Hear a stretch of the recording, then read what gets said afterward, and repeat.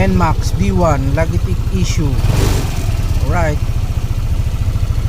Yan, pakinggan natin yung before niya kung anong difference. Napakaingay.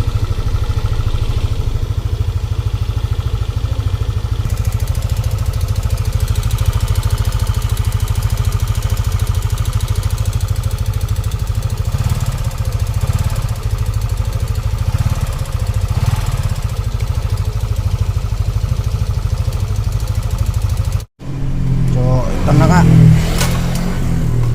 patitingnan natin sa shop. May nakita tayo dito yung Logitech issue na yan. Ang dami kasing nagsasabi bearing, rocker arm. So nung nagpatingin ako sa kanya, sabi niya tune up lang natin.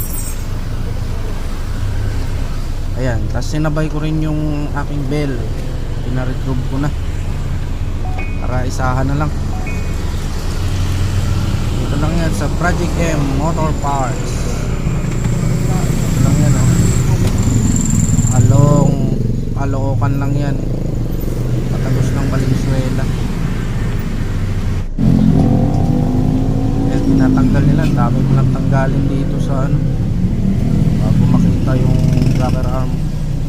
Yung valve cover pala, tinatanggal pa yung water pump. Daming tinatanggal. Tapos yan, palitin na rin daw ang ating pulley.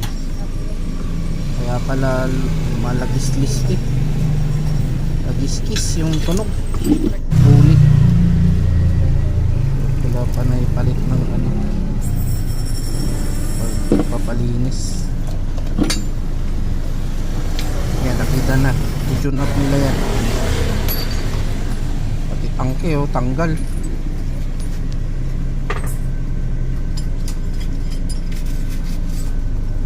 Sana makuha sa tune up. Meron kasi yung system kagad. Ayun pala, tapos na ang ating bell, na-regroup na. Ay, natanggal nila yung valve cover. Tune up na yan. Iba kasi, ayan, makina na yan, bunyal na yan, mga ganun. Aray ko, pala desisyon sa buhay. Tingnan muna bago desisyonan ang buhay.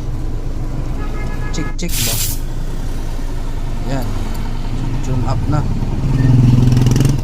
Valve clearance ang tawag dyan. NMAX B1 pala to, guys, ha. Alright, salamat. Wala na yung shop niya na to. Sa gabi lang sila nagbubukas. Highly recommend. Tune up lang pala. Ang iba nagsasabi baklas ka agad makina. Aray ko. Hey, thank you.